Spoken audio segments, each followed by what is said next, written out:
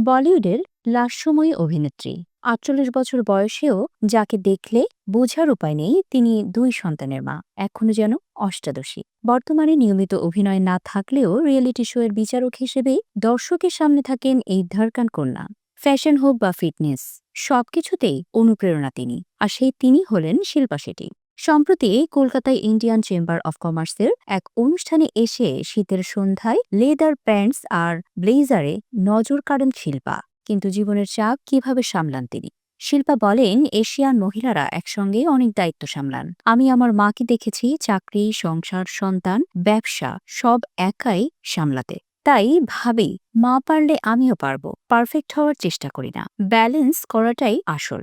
১৭ বছর বয়সে বলিউডে পা রাখেন শিল্পা। প্রথম ছবি সুপারহিট হলেও তারপর পেয়েছেন একের পর এক রিজেকশন। তার কথা হচ্ছে, সাফল্যের পর ব্যর্থতা সবচেয়ে ভয়ঙ্কর। কিন্তু আমি শেখা বন্ধ করিনি, ইন্ডাস্ট্রিতে টিকে থাকতে চেয়েছিলাম।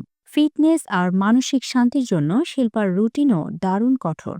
দিনে কতক্ষণ সোশ্যাল মিডিয়ায় স্ক্রল করেন শিল্পা? খুব বেশি হলে ৪০ মিনিট। আমার টাইমার দেওয়া থাকে। সকালে একেবারেই সময় পাই না সোশ্যাল মিডিয়া দেখার। বাচ্চারা স্কুলে চলে গেলে যোগব্যায়াম বা ওয়েট ট্রেনিং করি। তারপর সারাদিন মিটিং, শুটিং থাকে।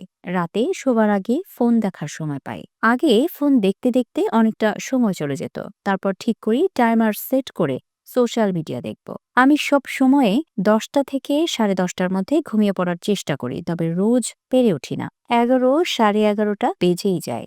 ঘুম থেকে উঠে কখনো প্রথমে ফোন দেখি না, আগে জল খাই, কিছুক্ষণ বসি, তারপর ফোন দেখি, বলেন শিল্পা।